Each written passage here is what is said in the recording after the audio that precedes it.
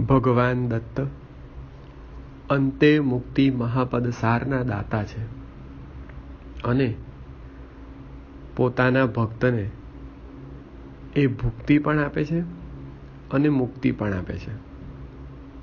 ભુક્તિ અને મુક્તિ ભક્તને બંને સુલભ દત્ત ભક્તિમાં થાય છે. ભક્ત સંસારમાં જ્યારે રચ્યો પચ્યો હોય છે અને સંસારના બધા જ રસોનો રસાસ્વાદ ચાખે છે, ત્યારે જ તેને સંસારની અસારતાનું ભાન થાય છે અને સંસારની અસારતાનું ભાન થતાં તેની અંદર વૈરાગ્ય જન્મે છે અને જ્ઞાનનો ઉદય થાય છે.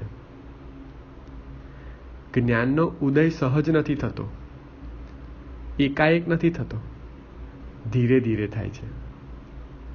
કોઈ એક માયાની મસ મોટી શિલા એટલે પથ્થર, માયારૂપી કોઈ એક બહુ મોટો પથ્થરો છે, એને આપણે કોઈ હથોડીના એક ઘાથી તોડી શકવાના છીએ?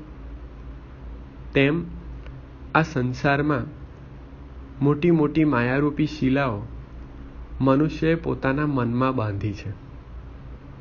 જ્યાં સુધી એ શિલાઓ તૂટતી નથી ત્યાં સુધી સંસાર એ એક ભ્રમ છે એવું એ સમજી શકતો નથી અને સંસારના રસાસ્વાદમાં રચ્યો પચ્યો રહે છે.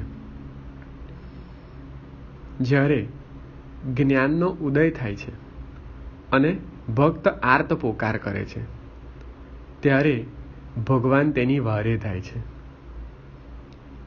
ગુરુ મહારાજ લખે છે, સુખાચે આગર મુક્તિ ચે માહેરા, દયચા સાગર દત્ત માઝા, મીતુ પણ માઝે હર પુની ઓઝે, એક રૂપ તુઝે દાવી દેવા, સંસાર સાગરી બુડતો વ્યવહારી, ધાવ અસુરારી પાવ વેગી, દુર્વૃત્તિ દાનવે પડીયેલો ભારી, ધાવ મદનારી ધાવ આતા, કાષ્ઠાસી પાલવી આણીયેલી વેગી, કુષ્ઠ લગબાગી નિવારી લે, વંધ્યા દુભવીલી વેલખંડિયેલી, રત્ન પેટી દિલી વિપ્રા કરી, આતાચી આળસ કાંકરી માનસ, હંબરે પાડસ એકસીના, કોઠે ગુતલાસી અગાત પોરાશી, ઉદાસ ઝાલાસી આજી કાંગા, કાય કરુઆતા કોઠે જાઉં દત્તા, શરણ સમર્થા તુચી એક, તારી ક્યું અમારી बैसलो से द्वारी, दृढ़ धरणे तरी निश्चयाचे, लाज तुझे हाथी जाओ राहो माती, कोण करी खती जीवित्वाची, तुझ वीणान नावडे निर्वाण, रंग तनु मन तुझे पायी, सुखाचे आगर मुक्तीचे माहेर दयेचा सागर दत्त माझा. ગુરુ મહારાજ લખે છે, ભગવાન દત્ત સુખનો સાગર છે અને મુક્તિ આપનારું પિયર છે. ભગવાન દયા સાગર તો છે જ, કરુણા સાગર પણ છે, કૃપા સાગર પણ છે. ગુરુ મહારાજ લખે છે કે એક તારા સ્વરૂપની ઝાંખી તો કરાવ ભગવાન. આ સંસાર સાગરમાં હું ડૂબી રહ્યો છું અને સંસારના આસ્વાદો ચાખી ચાખીને મારું મન હવે થાક્યું છે. મારી અંદર રહેલી આળસ, મારી અંદર રહેલો ક્રોધ, મારા શરીરમાં રહેલો કામ, તું એને નષ્ટ કર ભગવાન. દોડીને આવ અને મને મુક્તિનો માર્ગ બતાવ. ગુરુ મહારાજ કહે છે, દુર્વૃત્તિ દાનવે પડીએલો ભારી. દુર્વૃત્તિ, મનુષ્યના શરીરમાં કેવી દુર્વૃત્તિઓ છે? તો કે આળસ કરવી, ગપ્પા મારવા, તીખા ટિપ્પણી કરવી, ટીખળ કરવી, વણજોઈતી વાતોમાં સલાહો આપવી, આ બધી દુર્વૃત્તિ છે. અને બીજાનું ભૂંડું જોવું, પરછિદ્ર જોવું, આ બધું દુર્વૃત્તિ છે. ગુરુ મહારાજ કહે છે કે હે ભગવાન દત્ત, આ દુર્વૃત્તિમાં પડેલા માનવને તું ઉગાર. ધાવ મદનારી, ધાવા હતા કે તું દોડીને આવ ભગવાન, દોડીને આવ. ધાવ મદનારી, મદનો નાશ કરનાર, મદના અરી એટલે મદનારી, મદનો નાશ કરનાર ભગવાન તું દોડીને આવ. પૂર્વયુગમાં ભગવાને શ્રીપાદ શ્રી વલ્લભ અને શ્રીમંત ઋષિ સરસ્વતી સ્વામી મહારાજના સ્વરૂપે અનેક અવનવી લીલાઓ કરી. તેમાંની કેટલીક મુખ્યત્વે લીલાઓને વર્ણવતા ગુરુ મહારાજ લખે છે, કાષ્ઠાસી પાલવી આણીએલી વેગી, શુષ્ક કાષ્ઠને આણ્યા પત્ર, થયો કેમ ઉદાસીન અત્ર. એ જ વાતને વર્ણવતા ગુરુ મહારાજ લખે છે કે એક બ્રાહ્મણ તમારા શરણે આવે છે અને એના શરીરે કોઢ હોય છે. તમે એને સૂકું ઔદુંબરના વૃક્ષનું લાકડું આપો છો અને એનું સિંચન કરવાનું એને કહો છો. થોડાક જ સમયમાં તેની ભક્તિના કારણે તમે ત્યાં જઈને તમારા અમૃત જળનું સિંચન કરો છો એ વૃક્ષના લાકડા પર, અને તે વૃક્ષને ફરીથી નવા પલ્લવો આવે છે. જો તમે સૂકા લાકડાને પર્ણ ફરી આણી શકતા હો અને પેલા વિપ્રનો કોઢ મટાડી શકતા હો, તો ભગવાન અમે પણ એવા દુર્વૃત્તિ સ્વરૂપ કોઢીલા છીએ. અમારા મનમાં પણ પાપરૂપી અનેક ડાઘા પડેલા છે. અમે પણ અનેક આસક્તિઓના ડાઘાથી રંગાયેલા છીએ. ભગવાન તું તારા કૃપાજળનું સિંચન અમારી ઉપર પણ કર અને અમારી ઉપર પણ નવ પલ્લવ આણતું. અમે પણ સૂકા લાકડા જેવા છીએ અને અમારા મનમાં જે કોઢ થયો છે તે કોઢને તું મટાડ. ગુરુ મહારાજ આગળ લખે છે, વંધ્યા દુભવીલી વેલ ખંડીએલી. બંને લીલાઓ જુદી જુદી છે. ગાણગાપુરમાં શ્રીમંત ઋષિ સરસ્વતી સ્વામી મહારાજ નિયમિત મધ્યાહ્ને ભિક્ષા ગ્રહણ કરવા ભક્તોના ઘરે જતા. એક દિવસ એક બ્રાહ્મણના ઘરે ગયા. તે બ્રાહ્મણ ભિક્ષાવૃત્તિથી પોતાનું જીવન ચલાવતો હતો. એક વખત મધ્યાહન કાળમાં ભગવાન સદગુરુ ઋષિ સરસ્વતી સ્વામી મહારાજ ગરીબ બ્રાહ્મણના ઘરે ભિક્ષા માટે પહોંચ્યા અને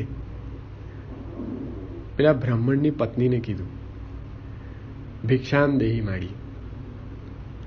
બ્રાહ્મણની પત્નીએ કહ્યું કે મારો પતિ ભિક્ષા માંગવા ગયો છે, તે પાછો આવશે કે હું તમને ભિક્ષા આપીશ.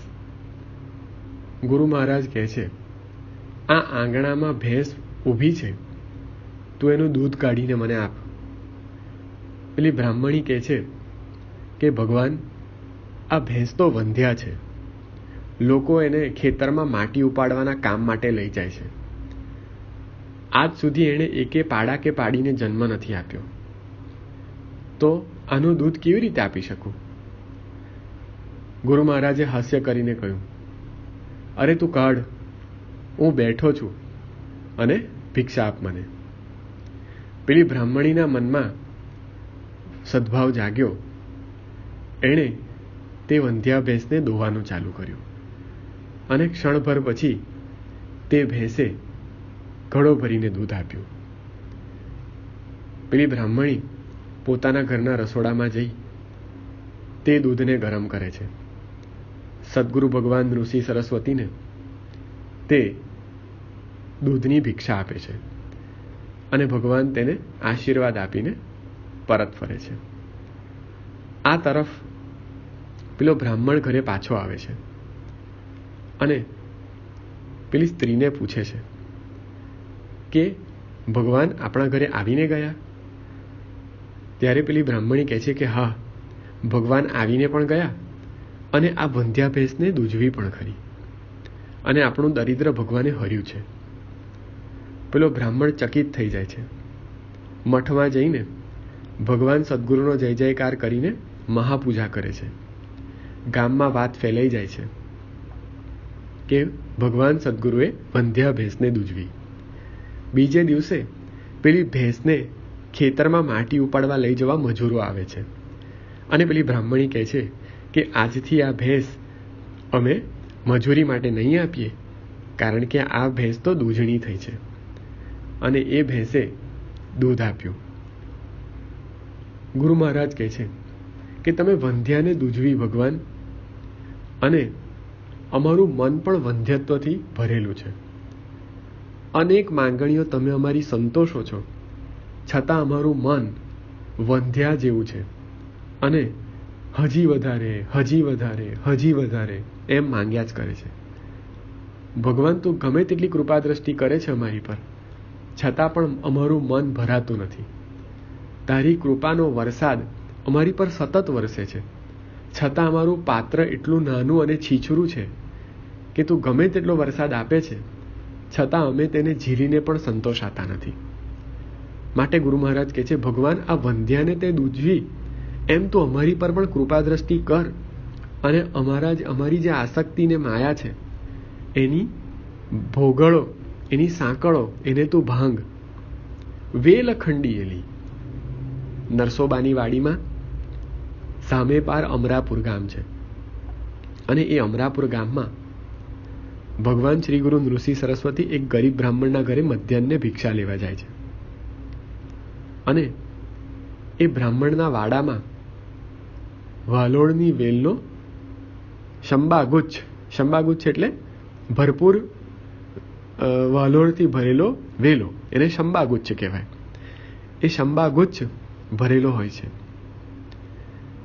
એ વાલોળની વેલની ઉપર જ આખા ઘરનું ગુજરાન ચાલતું હોય છે. ગુરુ મહારાજને પેલી બ્રાહ્મણી વાલોરની વેલની ભિક્ષા આપે છે. જતી વખતે ગુરુ મહારાજ તેના આંગણામાંથી એ વાલોરની વેલ ઉખાડીને દૂર કરે છે. બ્રાહ્મણ અને બ્રાહ્મણી આ જોઈને દુઃખી થાય છે. બ્રાહ્મણ કહે છે કે ભગવાનનો આપણે એવો કયો અપરાધ કર્યો કે જેથી ભગવાને આપણો વેલો ઉખાડી નાખ્યો? પાછો જ્યારે એ વેલો તે સ્થળે પૂર્વવત રોપવા જાય છે ત્યારે તેને ત્યાંથી ધનકુંભ મળે છે, અને પતિ પત્ની બંને આશ્ચર્યચકિત થાય છે, ભગવાનનો જયઘોષ કરે છે, અને નરસોબાની વાડીમાં આવીને શ્રીમંત ઋષિ સરસ્વતી સ્વામી મહારાજની મહાપૂજા આદરે છે.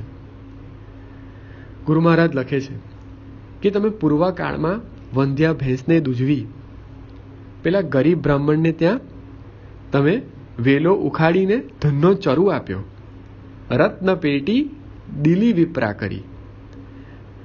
તો ભગવાન, અમારા મનને તમે ક્યારે સંતોષ આપશો? તમારા દર્શનથી ક્યારે અમને તૃપ્ત કરશો. તમે આળસ ના કરશો. તમારા મનમાં અમારા માટે કોઈ કુભાવ ના લાવશો. જેમ એક વાછરડું પોતાની માને ભાંભરે છે, એમ અમે અહીંયા અત્યારે ભાંભરી રહ્યા છીએ. અને ક્યાંય સંતાઈ ન જશો હે તપોરાશિ, ક્યાંય સંતાઈ ન જશો. અને તમે ઉદાસ થઈને આવી રીતે બેસશો ભગવાન, તો અમારું સાંભળશે કોણ? આ જગતમાંથી અમને ઉદ્ધારશે કોણ? હું ક્યાં જઉં? કોને મળું? કોઠે જાઉં દત્તા? ક્યાં જવું હે દત્ત? તારા જેવો બીજો કોઈ સમર્થ નથી, તારા જેવો બીજો કોઈ પાવન કરનારો નથી. તારી કિંવા મારી. ગુરુ મહારાજ કહે છે કે તું તાર કે માર, મારી લાજ તારા હાથમાં છે. અને હું ધરણું કરીને બેઠો છું, નિશ્ચય કર્યો છે કે હું તારા દ્વાર પર અડીંગો નાખીને બેસીશ, પણ અહીંથી હું જઈશ નહીં. ગુરુ મહારાજ એક પ્રભાતિયામાં લખે છે, માર કે તાર તુજ દ્વાર આવી ખડો, લાજ જાસે યદી ખાલી જાઉં. અને લાજ તુજે હાથી, જાઓ રાહો માતી. કે મારી લાજ તારા હાથમાં છે ભગવાન, એ જાય કે રે બધું તારે જોવાનું. કોણ કરી ખતી જીવિત વાંચી. કે મારા જીવનની ચિંતા તારે કરવાની છે. તું ઉગારે મારે કે તારે શરણે પડ્યો છું. હે ભગવાન, તારા નામ સિવાય અને તારા ધામ સિવાય મને ક્યાંય શાંતિ મળવાની નથી. તુજ વીણ આન નાવડે નિર્વાણ. તું જ મારું એકમાત્ર શાંતિનું ધામ છે. મારું તન અને મન તારા ચરણમાં તલ્લીન થયું છે. અને તું મારી પર કૃપા કટાક્ષ કર, મારી સામે જો, મારી વારે થા. અવધૂત ચિંતન શ્રી ગુરુદેવ દત્ત.